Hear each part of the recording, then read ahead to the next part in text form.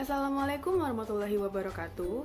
Perkenalkan, nama saya Rista Olimpia dengan NIM L1A 119144 dari ruang 001, Prodi Kehutanan, Fakultas Pertanian, Universitas Jambi. Nah, di video ini saya akan membahas mengenai perbanyakan secara vegetatif. Pada tanaman, terdapat dua metode untuk perbanyakan tanaman. Yang pertama, yaitu perbanyakan secara generatif atau perbanyakan secara seksual. Yang kedua, yaitu mengenai perbanyakan secara vegetatif. Nah, untuk perbanyakan secara generatif, itu sudah dibahas dalam video sebelumnya. Maka di video kali ini, saya akan fokus membahas mengenai apa itu perbanyakan secara vegetatif. Nah, di video ini kita akan membahas 5 topik pembahasan. Yang pertama yaitu mengenai perbanyakan vegetatif.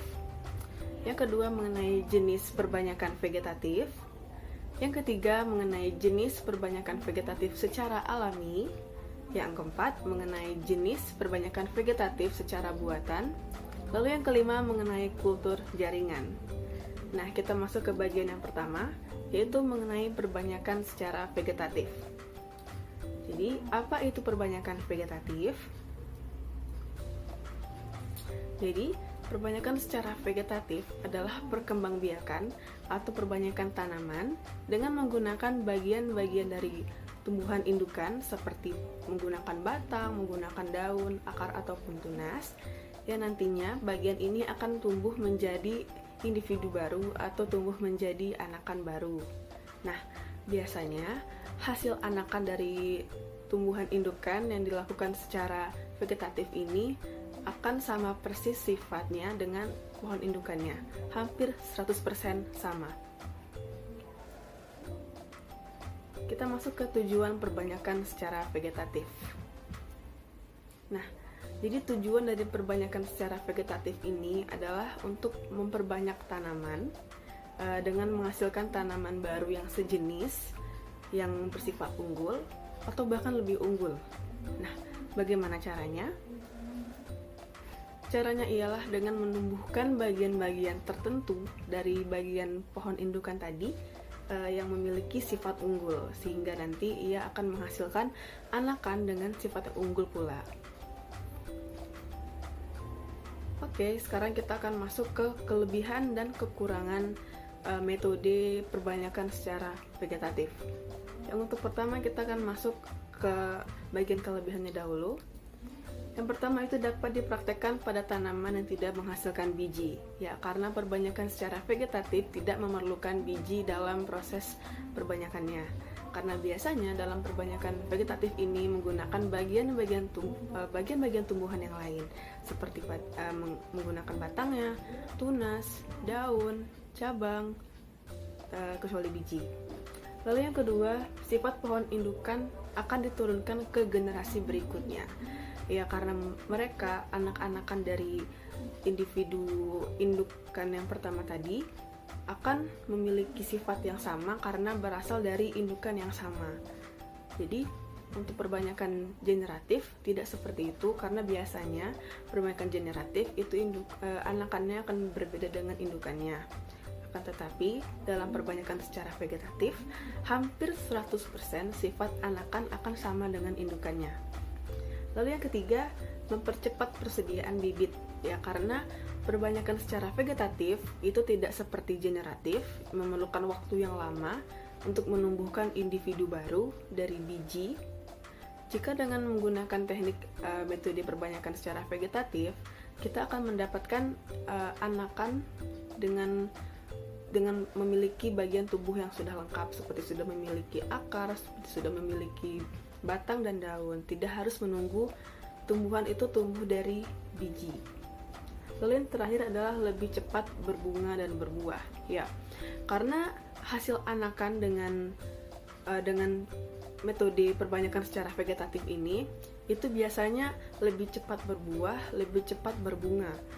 Karena sering kita lihat biasanya pada tanaman-tanaman hasil perbanyakan vegetatif itu akan memiliki tumbuhan yang relatif kecil atau pendek, namun memiliki buah yang banyak dan berbuah tanpa kenal musim biasanya.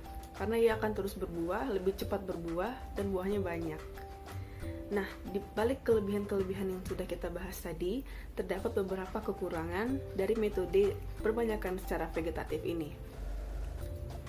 Kekurangan yang pertama yaitu infeksi oleh virus itu dapat menjalar ke semua tanaman. Ya, karena anak-anakan tanaman tadi itu berasal dari satu indukan yang sama. Nah, jika induk ini tidak steril atau terjangkit suatu virus, bakteri atau jamur, maka otomatis itu akan menurun ke anak-anakannya karena anak-anakan tadi akan membawa sifat induk yang hampir sama persis. Lalu yang kedua, membutuhkan pohon induk yang lebih besar. Ya, karena biasanya teknik vegetatif ini dilakukan pada tumbuhan yang sudah cukup umurnya. Karena jika masih muda atau terlalu muda, maka ditakutkan anakannya tadi tidak akan berhasil tumbuh atau terjadinya mutasi gen atau cacat. Lalu yang ketiga, sistem perakarannya yang kurang kuat karena dia tidak memiliki sistem akar tunggang. Karena biasanya anakan hasil perbanyakan secara vegetatif itu memiliki akar serabut sehingga tumbuhan tidak terlalu kuat dan mudah roboh. Selanjutnya kita akan masuk ke bagian yang kedua, yaitu mengenai jenis perbanyakan vegetatif. Nah, untuk jenis perbanyakan vegetatif ini terdapat dua metode perbanyakan vegetatif. Yang pertama yaitu secara konvensional atau secara sederhana. Nah, dalam metode ini biasanya dapat dilakukan oleh kita sendiri atau bisa dilakukan sendiri tanpa memerlukan bantuan ahli dan menggunakan bahan-bahan yang sudah tersedia, dan biasanya dilakukan dengan teknik dan metode yang sangat sederhana.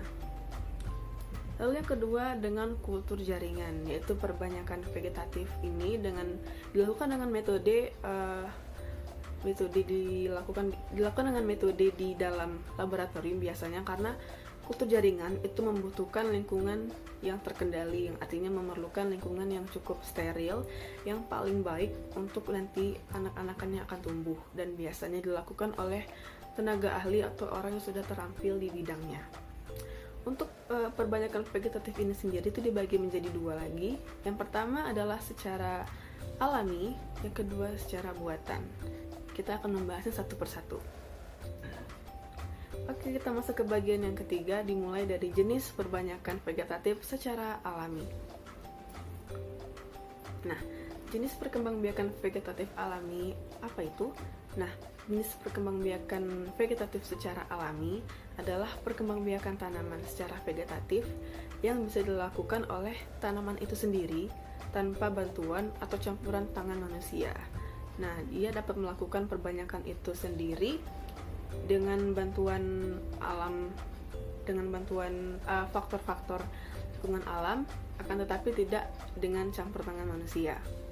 Contohnya bisa kita lihat pada gambar, yaitu terdapat ada contohnya pada bawang, pada kentang, pada ada stroberi, ada tumbuhan pakis, seperti itu. Oke, kita akan masuk ke faktor yang mempengaruhi perbanyakan vegetatif secara alami. Dalam faktor ini terdapat 4 faktor. Yang pertama yaitu suhu atau temperatur lingkungan. Nah, suhu itu sangat berpengaruh pada proses tumbuh tanaman. Nah, suhu yang efektif untuk tanaman tumbuh itu berkisar antara 22 derajat hingga 37 derajat Celcius. Nah, jika tumbuhan tumbuh di lingkungan dengan suhu yang lebih atau kurang dari itu, maka tumbuhan bisa jadi tidak akan tumbuh, bisa layu, bisa kering, atau bahkan mati.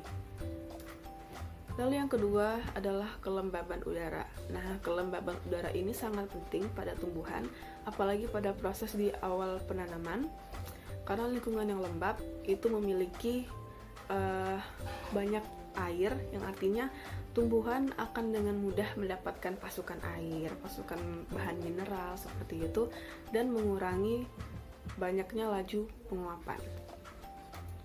Lalu yang ketiga ada cahaya matahari. Nah, cahaya matahari adalah salah satu faktor yang menentukan pertumbuhan pada berhasilnya pertumbuhan pada jenis perkembangbiakan secara vegetatif ini.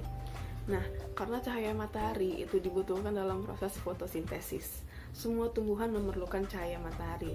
Nah, jika kekurangan cahaya matahari, maka tumbuhan akan menguning dan lama-kelamaan akan layu dan mati.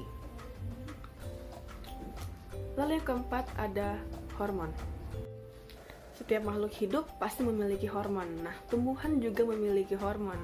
Hormon di sini berfungsi untuk mengatur jalannya sel pada tumbuhan. Pada tumbuhan, kita bisa menemukan ada 4 hormon yang bekerja dan membantu pada proses perkembangbiakan secara vegetatif ini. Yang pertama itu hormon auksin. Hormon auksin pada tumbuhan itu membantu untuk memperpanjang sel atau perpanjangan sel. Lalu yang kedua ada hormon giberellin, adalah hormon yang membantu dalam proses pemanjangan dan pembelahan sel.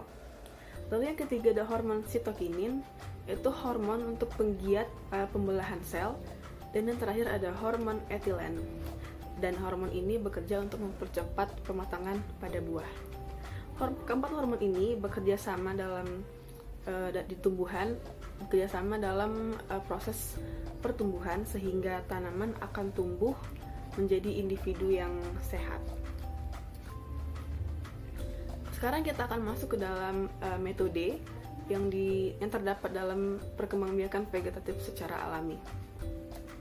Yang pertama yaitu umbi lapis. Nah, umbi lapis ini biasanya tunas-tunasnya itu akan tumbuh di sela-sela lapisan tadi. Contohnya pada bawang merah. Nah, pada bawang merah itu jika kita menemukan dalam satu cakram atau satu akar itu terdapat 2 buah bawang merah. Nah, itu salah satu contoh dari perbanyakan vegetatif secara alami.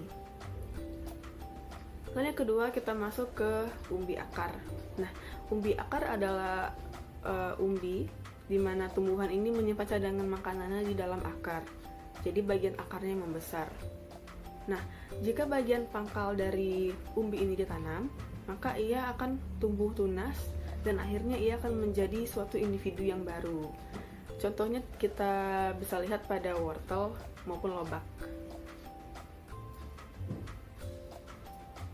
Lalu masuk yang ketiga yaitu umbi batang. Nah, jenis umbi ini biasanya kita temukan pada kentang. Jadi jika kita lihat pada kentang, terdapat tunas yang hijau. Biasanya itu terdapat banyak tunas dalam satu buah kentang. Itu adalah contoh perkembangbiakan pada umbi batang. Nah, jika tunas ini sudah tumbuh, nah kita akan tanam itu di tanah, maka ia akan tumbuh menjadi individu yang baru. Lalu yang keempat secara geragih.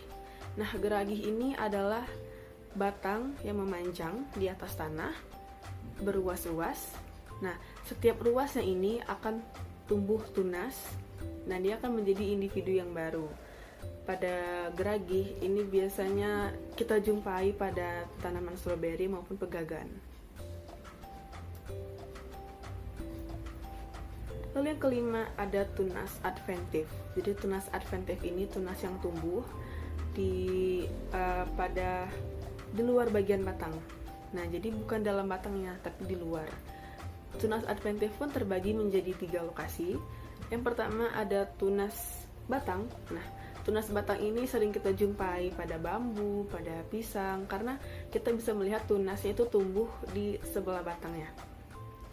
Lalu yang kedua ada tunas akar, di mana tunas ini akan tumbuh pada bagian akar indukan tadi. Biasanya kita jumpai pada pohon sukun dan pohon cemara. Lalu yang terakhir adalah tunas daun. Ini hal yang sering kita jumpai lagi, yaitu pada cocor bebek, karena biasanya tunas itu akan muncul pada daun, dan setiap tunas itu akan tumbuh menjadi individu yang baru jika ditanam. Lalu yang keenam ada spora. Jadi spora dalam perkembangbiakan secara vegetatif ini jadi spora terdapat dalam kotak spora. Ia akan pecah lalu terbawa oleh angin, jatuh ke tanah, maka ia akan tumbuh menjadi individu yang baru.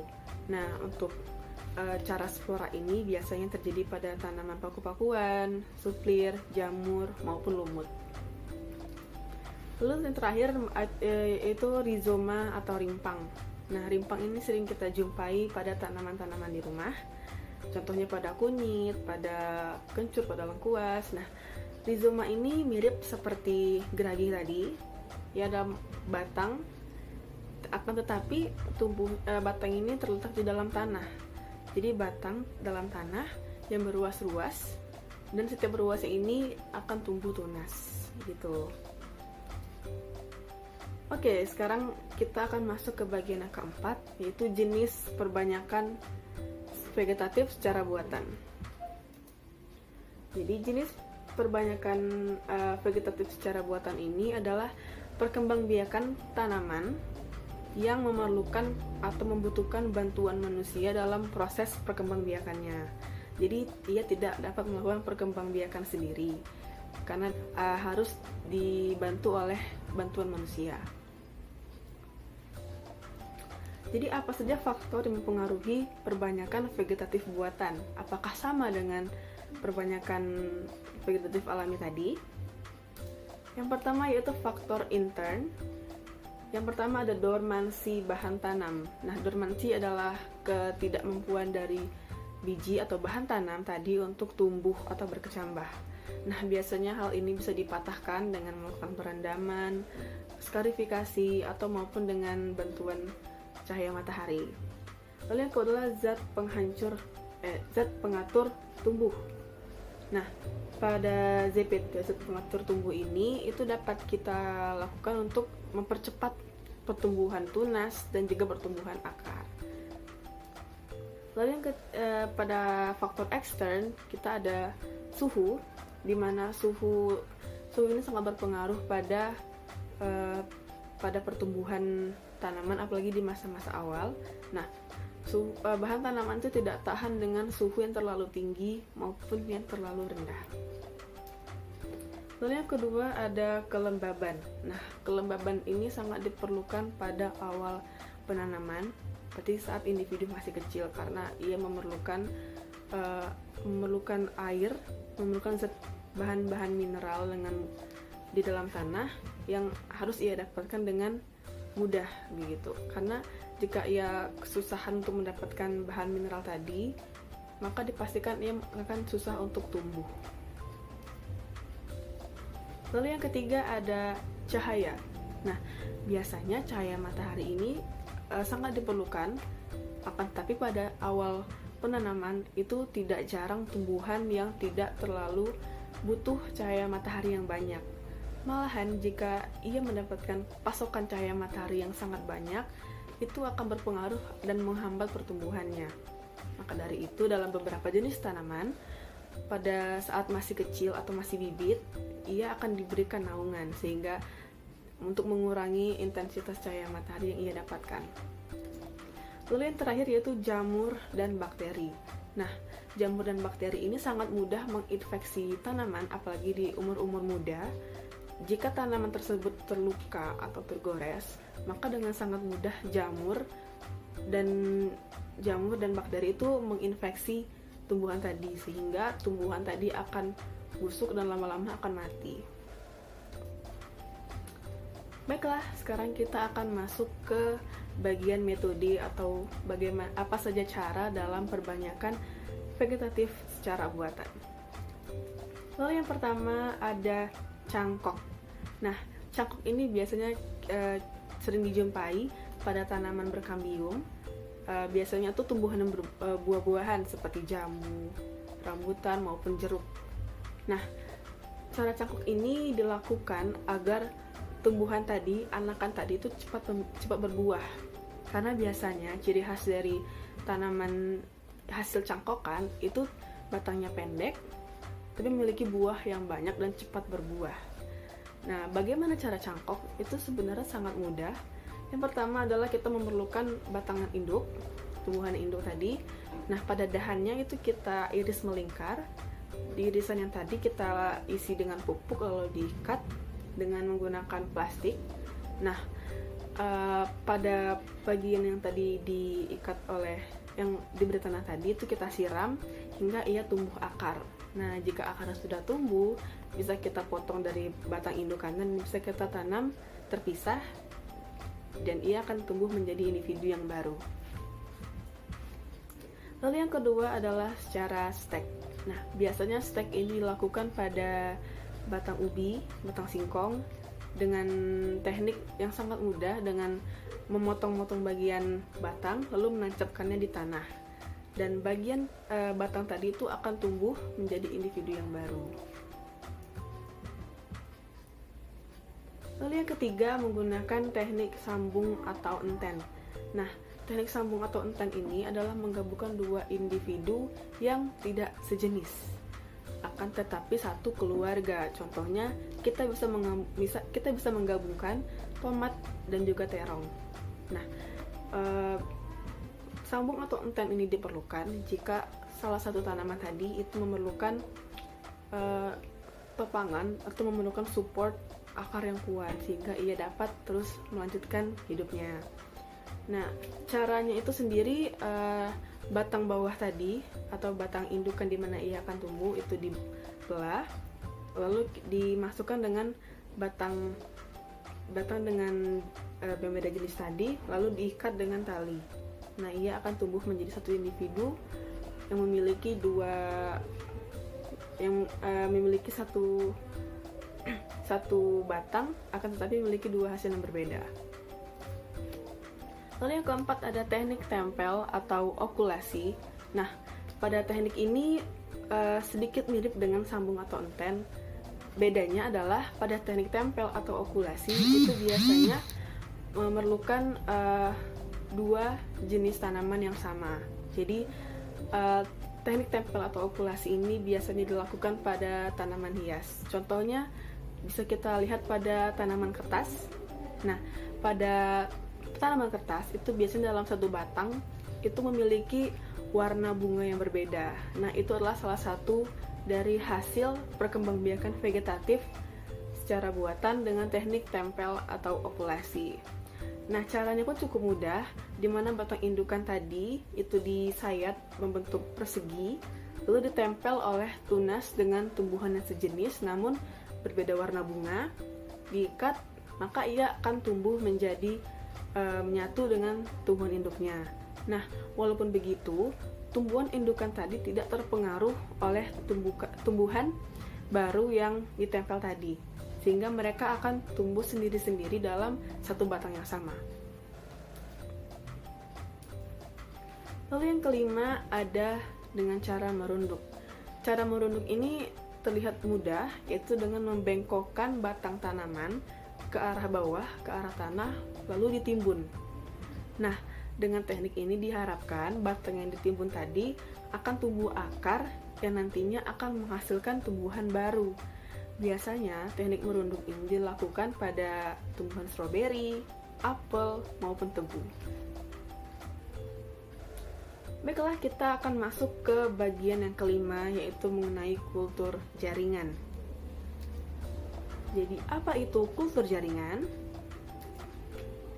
Jadi, kultur jaringan itu adalah suatu metode dengan memisahkan atau mengisolasi bagian-bagian tanaman seperti sel, jaringan, organ pada tunas, pada batang, pada daun, atau bagian lainnya yang nanti akan diisolasi dan akan dibudidayakan, ditanam pada lingkungan yang terkendali.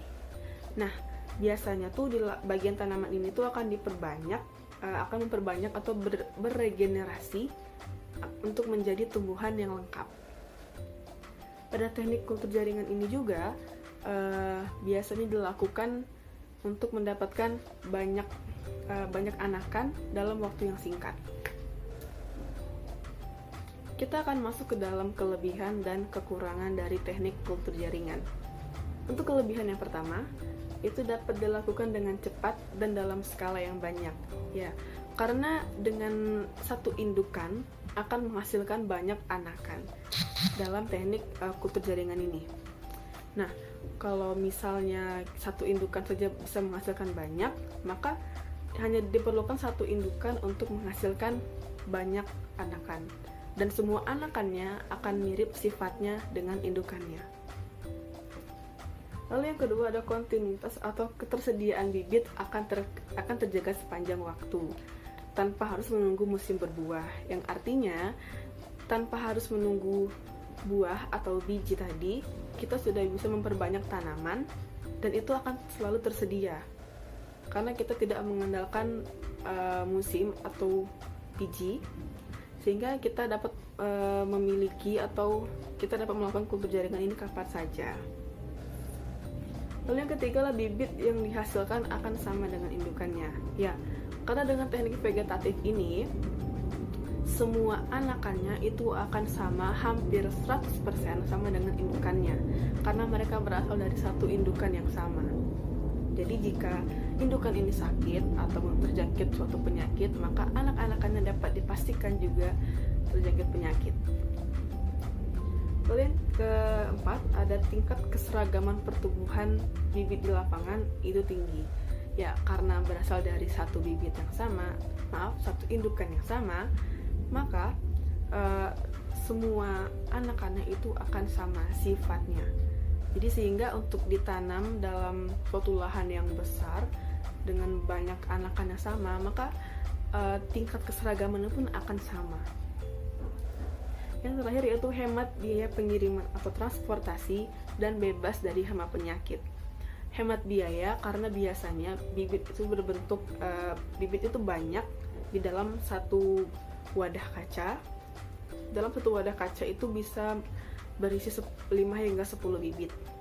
Nah, untuk bebas hama penyakit itu karena dalam kultur jaringan itu diperlukan indukan yang steril, indukan yang sehat, sehingga kecil kemungkinan untuk bibit hasil kultur jaringan ini terjangkit penyakit. Di balik kelebihan tadi, kita akan membahas beberapa kekurangan dalam teknik kultur jaringan. Yang pertama itu membutuhkan biaya operasional dan fasilitas produksi yang mahal.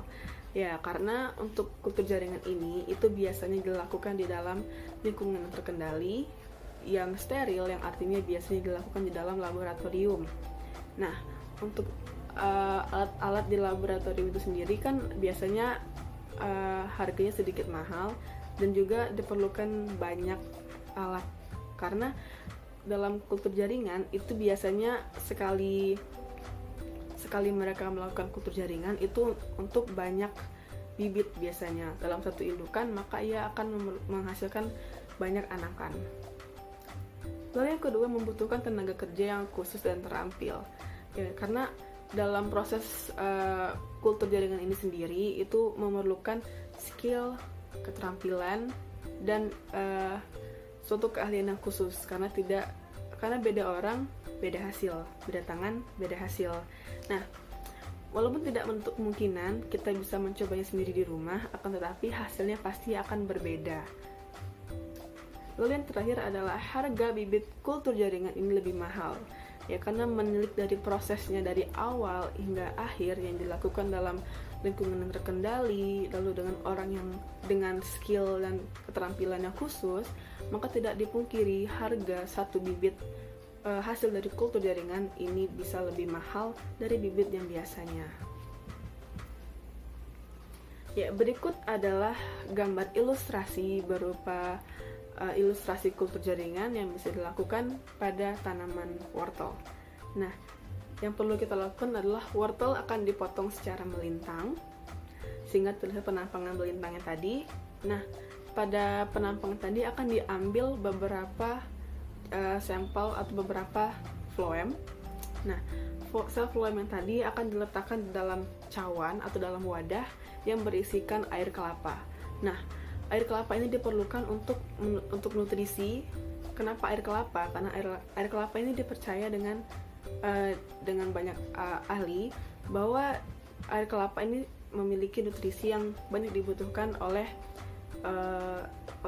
sel-sel phloem yang tadi, sehingga sel phloem tadi dapat tumbuh dengan baik.